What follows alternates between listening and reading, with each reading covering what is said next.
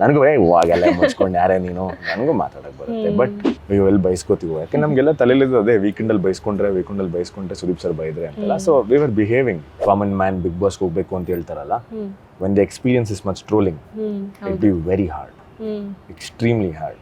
ನಾವು ಹೊರಗಡೆ ನೋಡಿದಷ್ಟು ಅಷ್ಟು ಈಸಿ ಅಲ್ಲ ಅದು. ಯಾಕಂದರೆ ಪ್ರತಿಯೊಬ್ಬರಿಗೂ ಆ ಫೇಮ್ ಹ್ಯಾಂಡಲ್ ಮಾಡೋಕ್ಕೆ ಗೊತ್ತಿರಬೇಕು.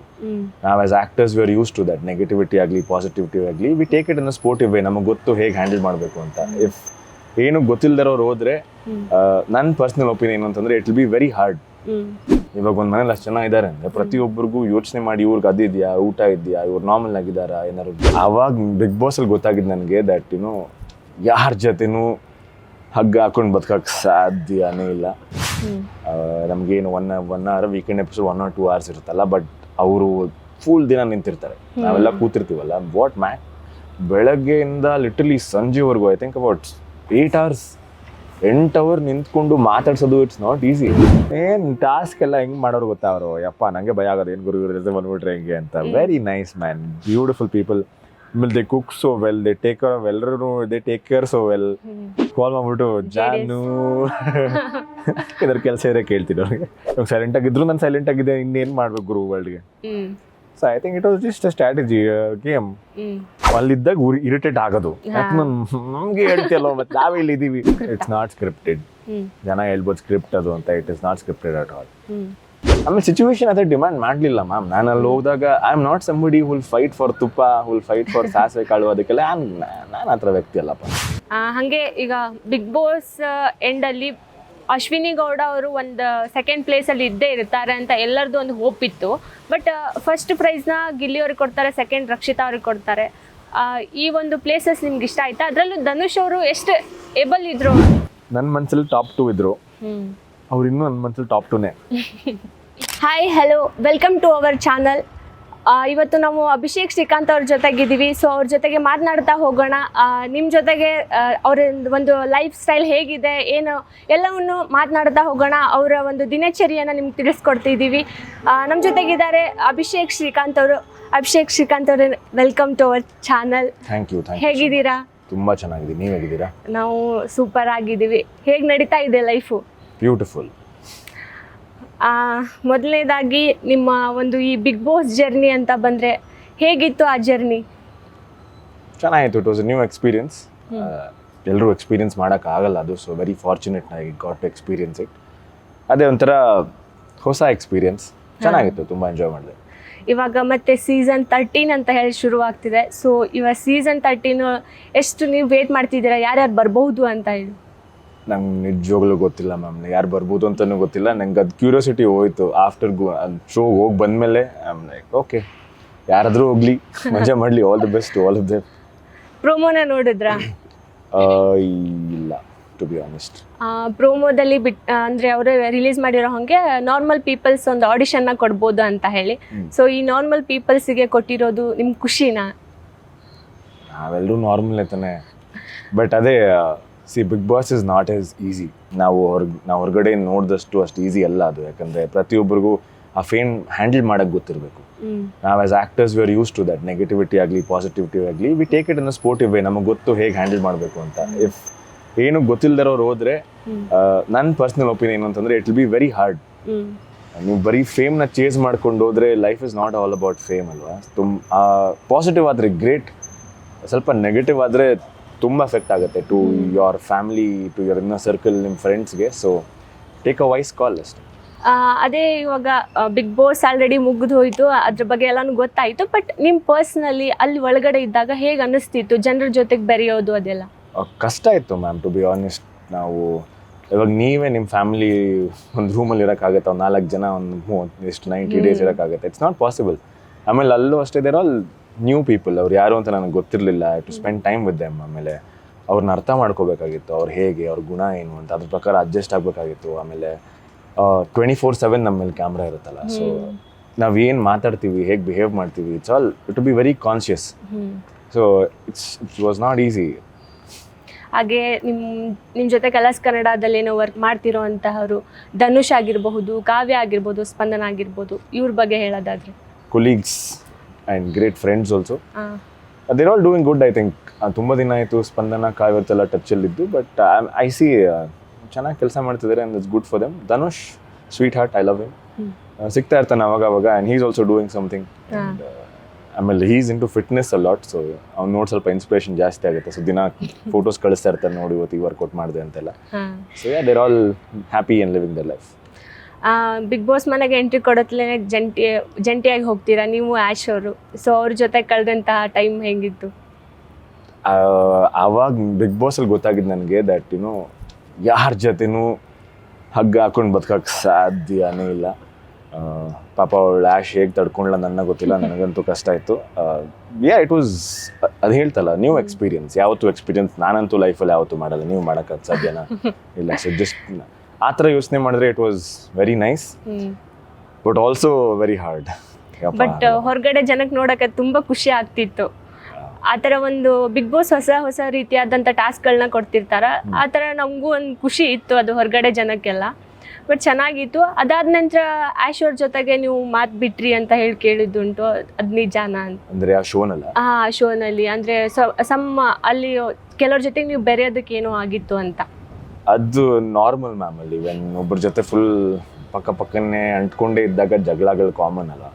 ಸೊ ಅಲ್ಲಿ ಏನೋ ಆಗಿರ್ಬೋದೇನೋ, ಬಟ್ ನಾವು ವೇರ್ ಆಲ್ ಗುಡ್ ಫ್ರೆಂಡ್ಸ್. ಇವಾಗ ಮಾತಾಡ್ತೀರಾ? Of course. ಹಾಗೆ ಕಿಚ್ಚ ಸುದೀಪ್ ಸರ್ ಬಗ್ಗೆ ಹೇಳೋದಾದ್ರೆ? Super star. ನಿಜ ಹೇಳ್ಬೇಕು, ಯಾಕಂದರೆ ನಾವು ಇಲ್ಲಿಂದ ನೋಡಿದಾಗ we don't get to see how hard he works. ನಮಗೇನು one hour weekend episode 1 or 2 hours ಇರುತ್ತಲ್ಲ, ಬಟ್ ಅವರು ಫುಲ್ ದಿನ ನಿಂತಿರ್ತಾರೆ, ನಾವೆಲ್ಲ ಕೂತಿರ್ತೀವಲ್ಲ. ವಾಟ್ ಮ್ಯಾನ್, ಬೆಳಗ್ಗೆಯಿಂದ ಲಿಟರಲಿ ಸಂಜೆವರೆಗೂ I think about 8 hours 8 hours ನಿಂತ್ಕೊಂಡು ಮಾತಾಡ್ಸೋದು ಇಟ್ಸ್ ನಾಟ್ ಈಸಿ. ಆಮೇಲೆ ಅವರು ನಮ್ ಕೇಳಿದಾಗ ನಾವು ಮಾತಾಡ್ತೀವಿ, ಅವ್ರು ಪ್ರತಿಯೊಬ್ಬರ ಜೊತೆನೂ ಮಾತಾಡಬೇಕು, ಆಮೇಲೆ ಕರೆಕ್ಟಾಗಿ ಮಾತಾಡಬೇಕು. And as to entertain the audience, is to cater to his fans. Hats off man, it's not easy at all. ಅಲ್ಲಿ ಹೋಗಿ ಬಂದು ಹೇಳ್ತಾ ಇದೀನಿ, ಸುದೀಪ್ ಸರ್ ಮೇಲೆ ರೆಸ್ಪೆಕ್ಟ್ ಇನ್ನೂ ಜಾಸ್ತಿ ಆಯಿತು. Because not at all easy, not easy.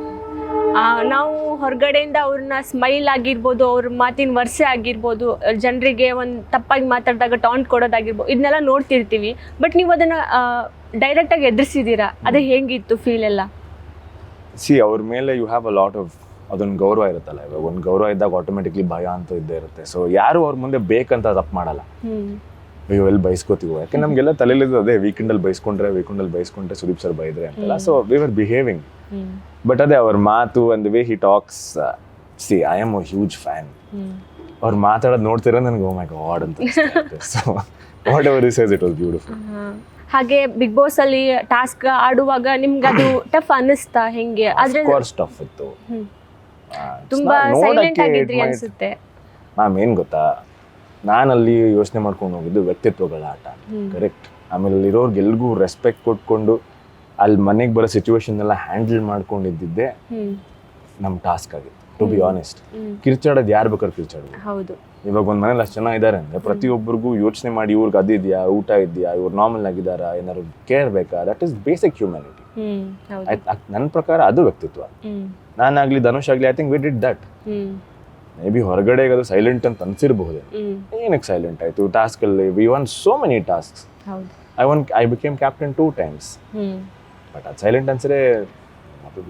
But ಆದ್ರೂ ಜನಕ್ಕೆ ಅದು ಒಂದು ಇರುತ್ತಲ್ಲ, ಯಾಕೆ ಇವ್ರು ಇಷ್ಟು ಅಂದರೆ ನಾವೆಲ್ಲ ಸೀರಿಯಲಲ್ಲಿ ನೋಡಿದಾಗ ಅನ್ಕೊಂಡ್ಬಿಟ್ಟಿರ್ತೀವಿ, ಅಂದರೆ ಒಬ್ಬ ಮನುಷ್ಯ ಅಂದರೆ ಹಿಂಗೆ ಇರ್ತಾರಪ್ಪ ಅಂತ ಹೇಳಿ.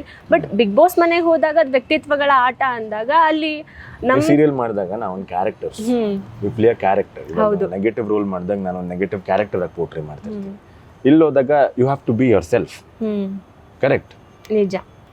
ಹಾಗೆ ಇವಾಗ ಧನುಷ್ ಅವ್ರ ಜೊತೆಗೆ ಒಬ್ಬ ಫ್ರೆಂಡ್ ಆಗಿ ಕಳೆದಂಥ ಕ್ಷಣ ಆಗಿರ್ಬೋದು, ಅಲ್ಲಿ ಬಂದಿರೋಂತಹ ಮಾತುಗಳನ್ನು ಎಷ್ಟು ನಿಮಗೆ ಇವಾಗಿನ ಲೈಫಿಗೆ ಎಫೆಕ್ಟ್ ಆಗ್ತಿದೆ ಅಂತ?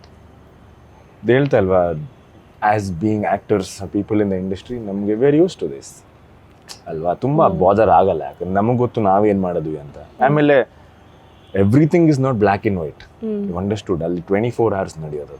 I am pretty sure, I think you are mature enough to understand.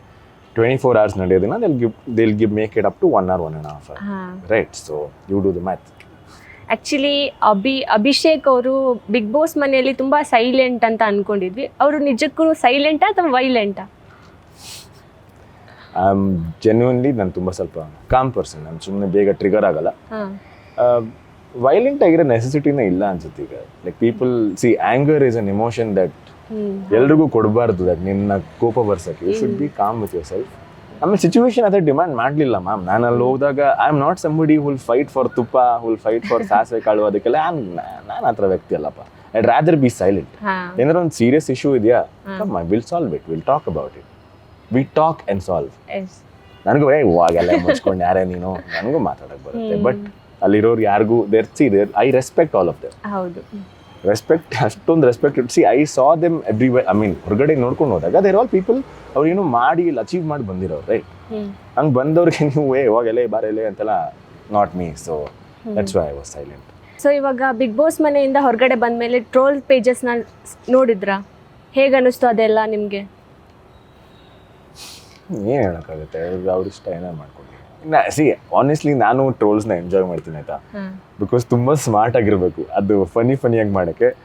C ನನಗೆ ಟ್ರೋಲಿಂಗ್ ಇಸ್ ಫನಿ ಆ್ಯಂಡ್ ಸ್ವಲ್ಪ ಸ್ಮಾರ್ಟ್ ಆಗಿದ್ದಾಗ ನಾನು ಎಂಜಾಯ್ ಮಾಡ್ತೀನಿ. ಸ್ವಲ್ಪ ಟ್ರೋಲಿಂಗ್ ಸ್ವಲ್ಪ ಪರ್ಸ್ನಲ್ ಆಗೋದಾಗ ನಂಗೆ ಇಷ್ಟ ಆಗುತ್ತೆ. ನನಗೆ ಆ ಥರ ಆಗಲಿಲ್ಲ. ಬಟ್ ವೆನ್ ಐ ಸಿ ಪಾಪ ಅದರ್ಸ್ ನನ್ನ ಜೊತೆ ಇದ್ದವ್ರಿಗೆ ಆ ಥರ ಟ್ರೋಲಿಂಗ್ ಎಲ್ಲ ಮಾಡಿದಾಗ ಐ ಫೀಲ್ ಬ್ಯಾಡ್. ಯಾಕಂದ್ರೆ ಯಾರೇ ಆಗಲಿ ಪರ್ಸ್ನಲ್ ಆಗಿ ಹೋಗ್ಬಾರ್ದು. Until then unless you know, ನಿಮ್ಗೆ 100% ಗೊತ್ತು ಅದ್ರ ಬಗ್ಗೆ ಟ್ರೋಲ್ ಮಾಡಿ, ಏನಾದ್ರು ಮಾಡಿ. ನಿಮ್ಗೆ ಗೊತ್ತಿಲ್ಲ, right? If I know you completely I can troll you. You just seen one part of something and you trolling them. That I don't feel it's right. Troll ಪೇಜ್ಗಳನ್ನ ಸಡನ್ ಆಗಿ ನಮಗೂ ಎಕ್ಸ್ಪೆಕ್ಟ್ ಮಾಡೋಕ್ಕಾಗಲ್ಲ ಅಲ್ವಾ? ಇದೇ ನಾನು ಹೇಳ್ತಾರೆ. ಇವಾಗ ಜನ ಇರ್ತಾರೆ ಗೊತ್ತಾ, ಕಾಮನ್ ಮ್ಯಾನ್ ಬಿಗ್ ಬಾಸ್ ಹೋಗ್ಬೇಕು ಅಂತ ಹೇಳ್ತಾರಲ್ಲ, when the experience is much trolling, it be very hard, extremely hard. Again big ಬಾಸಿಗೆ ಬರೋದಾದ್ರೆ, ಬಿಗ್ ಬಾಸ್ ಮನೆಯಲ್ಲಿ ಅಶ್ವಿನಿ ಗೌಡ ಅವರು ಹಾಗೆ ಜಾನ್ವಿ ಅವರು ನಿಮ್ಮ ಜೊತೆಗೆ ಹೇಗಿದ್ರು? Sweethearts. ನನಗೆ ಅವರಿಬ್ಬರು ಕಂಡ್ರೆ ತುಂಬ ಇಷ್ಟ. ನಾನು ಆಡಿಯನ್ಸ್ ಆಗಿ ನೋಡಿಲ್ಲ ಅವರಿಬ್ಬರನ್ನ, ಮನೇಲಿ ಒಬ್ಬ ವ್ಯಕ್ತಿಯಾಗಿ ನೋಡಿದೆ. So beautiful human beings. ಏನು ಟಾಸ್ಕ್ ಎಲ್ಲ ಹೆಂಗೆ ಮಾಡೋರು ಗೊತ್ತಾ ಅವರು? ಯಪ್ಪ ನನಗೆ ಭಯ ಆಗೋದು, ಏನು ಗುರು ಜೊತೆ ಬಂದ್ಬಿಟ್ರೆ ಹೆಂಗೆ ಅಂತ. Very nice man, beautiful people. ಆಮೇಲೆ they cook so well, they take care of ಎಲ್ಲರೂ, they take care so well.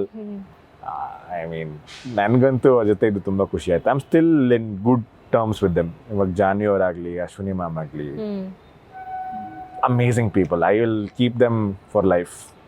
I will stay in touch with them. ಪ್ರತಿಯೊಬ್ಬರ ಜೊತೆ ಇರ್ತೀನಿ. But these two are really nice. ನಿಜವಾಗ್ಲೂ ಹೇಳ್ತಾ ಇದ್ದೀನಿ, beautiful human beings. That's all.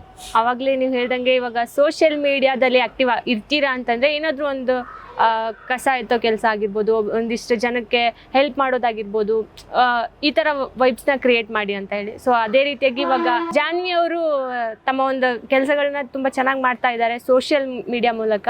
ಅಂದರೆ ಜನರಿಗೆ ಊಟ ಕೊಡಿಸೋದಾಗಿರ್ಬೋದು, ಅವರಿಗೆ ಹೆಲ್ಪ್ ಮಾಡೋದಾಗಿರ್ಬೋದು, ಈ ಥರ ಎಲ್ಲ ಮಾಡ್ತಿದ್ದಾರೆ. ಸೊ ಅವರಿಗೆ ಹೇಳೋದಾದರೆ ಅವ್ರು ಇರೋದೇ ಹೆಂಗೆ ನನ್ನ ಪ್ರಕಾರ? ಅವ್ರೇನು ಸೋಷಿಯಲ್ ಮೀಡಿಯಾಗೋಸ್ಕರ ಮಾಡ್ತಾರೆ ಅಂತ ಅನ್ಸಲ್ಲ ನನಗೆ. ಅವ್ರು she is like that only.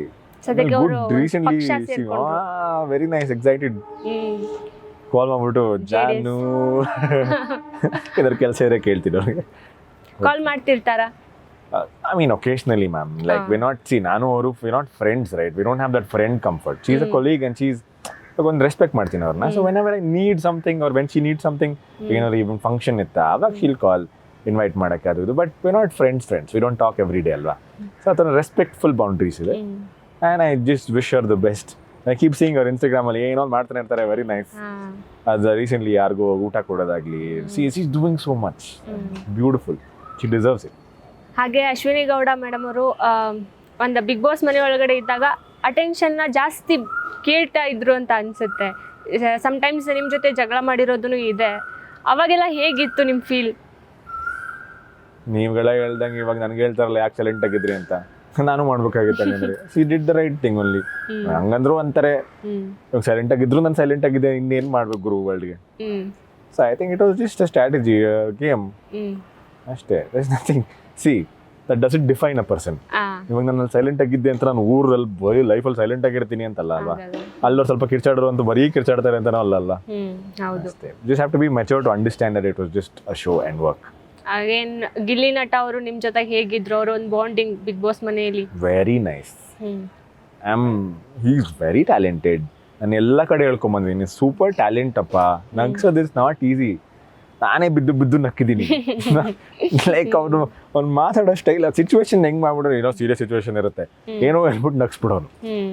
ಅಲ್ಲಿದ್ದಾಗ irritate ಆಗೋದು ಯಾಕೆ ನಮ್ಗೆ ಹೇಳ್ತಿಯಲ್ಲ ಮತ್ತೆ ನಾವೇ ಇಲ್ಲಿ ಇದೀವಿ ಬಟ್ ಹೊರಗಡೆ ಇದ್ದಾಗ ನಗು ಆಬ್ವಿಯಸ್ಲಿ ನಗು ಬರೋದು ನಾನು ಬಂದೊಂದೆಲ್ಲ ನೋಡಿದಾಗ ನನಗೆ ಹಿಂಗ್ ಮಾತಾಡಿದ್ಯಾ ಅದು ಇದು ಅಂತ ವೆರಿ ಟ್ಯಾಲೆಂಟೆಡ್ ಗೈ ಆಮೇಲೆ is in very good terms with me ಮಾತಾಡಿದಾಗ ಇಲ್ಲಿ if I call him he'll talk ಆಮೇಲೆ ವಿ ಯೂಶಲಿ ವಾಯ್ಸ್ ಮೆಸೇಜಸ್ ಕಳಿಸ್ತಾ ಇರ್ತೀವಿ ಹೆಂಗಿದ್ಯಾ I wish you the best like thank you ಅಣ್ಣ ಇದು ಮಾಡ್ತೀನಿ ಅದು ಮಾಡ್ತೀನಿ ಬೇಗ ಸಿಗೋಣ we are all in such good terms with each other I love them ಅಂದ್ರೆ ಹುಡುಗಿಯರಿಗೆ ಏನಾದ್ರು ಪ್ರಾಬ್ಲಮ್ಸ್ ಆದಾಗ ಸಮ್ಟೈಮ್ಸ್ ಮಾತಾಡ್ಬೇಕಿತ್ತು ಅಂತ ಹೇಳಿ ಒಂದು ವಾರದ ಪಂಚಾಯಿತಿ ಅಂತಿದ್ದಾಗ ಮಾತಾಡ್ಬೇಕಿತ್ತು ಅಂತ ಹೇಳಿ ಅದು ನಿಮ್ಗೆ ಗೊತ್ತಿರ್ಲಿಲ್ಲ ಸೊ ಆ ಒಂದು ವಿಚಾರದೊಳಗಡೆ ನೀವು ಹೇಳೋದಾದ್ರೆ ಅಂದ್ರೆ ಎಲ್ಲಾ ವಿಚಾರನೂ ಸಮ್ಟೈಮ್ಸ್ ಗೊತ್ತಾಗಲ್ಲ ಸೊ ಆ ಒಂದು ಸಿಚುವೇಶನ್ ಒಳಗಡೆ ನೀವು ಹೆಂಗ್ ಹ್ಯಾಂಡಲ್ ಮಾಡ್ತೀವಿ ಮ್ಯಾಮ್ ಇವಾಗ ಯಾವ್ದು ನುಗ್ಗಿ ಏನಾರು ಆಯ್ತಾ ನಾನು ಐ ವಿಲ್ ಸ್ಟ್ಯಾಂಡ್ ಅಲ್ಲಿ ಕ್ಯಾರೆಕ್ಟರ್ ಇದ್ದಿದ್ದು ಬೈಬೇಕಾಗಿತ್ತು ಅವ್ರಿಗೆ ಅವ್ರ ಹತ್ರ ಬಯಸ್ಕೋಬೇಕಾಗಿತ್ತು ಹುಡುಗಿರು ಆ ಕ್ಯಾರೆಕ್ಟರ್ ನೀವೇನು ಡಿಫೆಂಡ್ ಮಾಡ್ತೀರಾ ಯಾರು ನಿಮ್ ಪರ್ಸನಲ್ ಅಟ್ಯಾಕ್ ಮಾಡಿ ಏನೋ ನೀನು ನಾನು ನೀನಾವನೋ ಮಾತಾಡ್ಬೋದು ಕ್ಯಾರೆಕ್ಟರ್ ಮಾಡಿದ್ರೆ ವಾಟ್ ಯು ಟಾಕ್ ರೈಟ್ ಅದು ಹೇಳ್ತಾ ಇಲ್ವಾ ಮ್ಯಾಮ್ ರಿಯಲ್ ಲೈಫ್ ಬೇರೆ ಶೋ ಬೇರೆ ಇಟ್ಸ್ ಡಿಫ್ರೆಂಟ್ ನಾವು ಯಾವಾಗ ಯಾರ ಜೊತೆ ಹೇಗೆ ಬಿಹೇವ್ ಮಾಡಬೇಕು ಅವ್ರ ಹೇಗೆ ಸಪೋರ್ಟ್ ಮಾಡಬೇಕು we obviously do it right ಶೋಗಂತ ಯಾರು ಮಾಡಲ್ಲ ಇಟ್ಸ್ ಪರ್ಸ್ಪೆಕ್ಟಿವ್ ತುಂಬಾ ಡಿಫರೆಂಟ್ ಇದೆ ಬಿಗ್ ಬಾಸ್ ಅಂದ್ರೆ ಏನು ಸ್ಕ್ರಿಪ್ಟ್ ಅಥವಾ ನಾನ್ ಇಟ್ಸ್ ನಾಟ್ ಸ್ಕ್ರಿಪ್ಟೆಡ್ ಜನ ಹೇಳ್ಬೋದು ಸ್ಕ್ರಿಪ್ಟ್ ಅದು ಅಂತ it is not scripted at all see there is task they tell you what to do ಈ ಥರ ಟಾಸ್ಕ್ ಎಕ್ಸ್ಪ್ಲನೇಷನ್ ಕೊಡಬೇಕು ಅದೆಲ್ಲ ನೋ ಬಡಿ ಅವ್ರು ಬಂದು ನೀವು ಅವ್ರ ಜೊತೆ ಜಗಳಾಡಿ ಅವ್ರ ಜೊತೆ ಇದು ಮಾಡಿ ಅದು ಮಾಡಿ ಯಾರು ಏನು ಹೇಳಲ್ಲ it is not at all scripted it all happens on its own ಅದು ನಂಗೆ ಇನ್ನೂ ಸರ್ಪ್ರೈಸ್ ಆಗುತ್ತೆ ನಿಜವಾಗ್ಲು ನಂಗೆ ಅದು the fact that it is not scripted surprises me even more ಯಾಕಂದ್ರೆ ಸ್ಕ್ರಿಪ್ಟ್ ಇಲ್ದೆಲ್ಲ ನೀನ್ ಹತ್ರ ಆಡ್ತಾ ಇದೀಯಾ ಸ್ಕ್ರಿಪ್ಟ್ ಇಲ್ದೆಲ್ಲ ನೀನ್ ಬೇಕಂತ ಅಷ್ಟೊಂದು ಜಗಳ ಮಾಡ್ತಿದ್ಯಾ ಅಷ್ಟೊಂದು ಕಿರ್ಚಾಡ್ತಿದ್ಯಾ ಮಾದೇವ್ರೆ ಆಗಲ್ಲ ವಿತೌಟ್ ಸ್ಕ್ರಿಪ್ಟ್ ಕೊಟ್ಟಿದ್ರಂತೂ ಮುಗಿದು ಹೋಗ್ತೈತೆ ಕತೆ ಹಾಗೆ ಈಗ ಬಿಗ್ ಬಾಸ್ ಎಂಡ್ ಅಲ್ಲಿ ಅಶ್ವಿನಿ ಗೌಡ ಅವರು ಒಂದು ಸೆಕೆಂಡ್ ಪ್ಲೇಸ್ ಅಲ್ಲಿ ಇದ್ದೇ ಇರ್ತಾರೆ ಅಂತ ಎಲ್ಲರದು ಒಂದು ಹೋಪ್ ಇತ್ತು ಬಟ್ ಫಸ್ಟ್ ಪ್ರೈಸ್ನ ಗಿಲ್ಲಿ ಅವ್ರಿಗೆ ಕೊಡ್ತಾರೆ ಸೆಕೆಂಡ್ ರಕ್ಷಿತಾ ಅವ್ರಿಗೆ ಕೊಡ್ತಾರೆ ಈ ಒಂದು ಪ್ಲೇಸಸ್ ನಿಮ್ಗೆ ಇಷ್ಟ ಆಯ್ತಾ ಅದರಲ್ಲೂ ಧನುಷ್ ಅವರು ಎಷ್ಟು ಏಬಲ್ ಇದ್ರು ಅವರ ಆಟಗಳನ್ನೆಲ್ಲ ನೋಡಿದ್ರೆ ನಾವು ಅನ್ಕೊಂಡಿದ್ವಿ ಅಟ್ಲೀಸ್ಟ್ ಫಸ್ಟ್ ಅವ್ರು ಸೆಕೆಂಡ್ ಪ್ರೈಸ್ ಅವ್ರಿಗೆ ಇದ್ದೇ ಇರುತ್ತೆ ಅಂತ ಹೇಳಿ ಬಟ್ ಅವ್ರು 5th ಪ್ಲೇಸ್ ಬಂದ್ರು ಈ ಒಂದು ವಿನ್ನಿಂಗ್ ಒಳಗಡೆ ನಿಮ್ಗೆ ಏನು ಅನ್ಸ್ತು ನನ್ನ ಮನಸ್ಸಲ್ಲಿ ಟಾಪ್ 2 ಇದ್ರು ಅವ್ರು ಇನ್ನೂ ನನ್ನ ಮನಸ್ಸಲ್ಲಿ ಟಾಪ್ 2ನೇ ಯಾರು ಏನು ಜಸ್ಟ್ ಬಿಕಾಸ್ ಒಂದು ಸ್ಟೇಜ್ ಮೇಲೆ ಏನೋ ಚೇಂಜ್ ಆಯ್ತು ಅನ್ನೋದಕ್ಕೆ ನನ್ನ ಪ್ರಕಾರ ವಾಟ್ ಐ ಸಾ ಅವ್ರು ಎಷ್ಟು ಕಷ್ಟಪಟ್ಟಿದ್ರು ಏನೇನು ಮಾಡಿದ್ರು ನಾನು ನೋಡಿದ್ದೆ ನಾನು ಯಾರು ಟಾಪ್ 2 ಹೇಳಿದ್ದೆ ಲೈಫ್ ಪೂರ್ತಿ ನನಗೆ ಅವರೇ ಟಾಪ್ 2